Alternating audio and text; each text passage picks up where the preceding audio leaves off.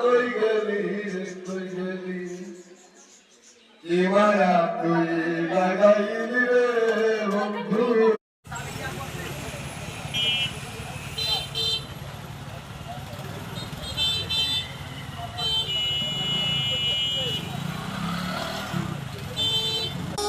চাচা, আর্জেন্টিনা কোথায়?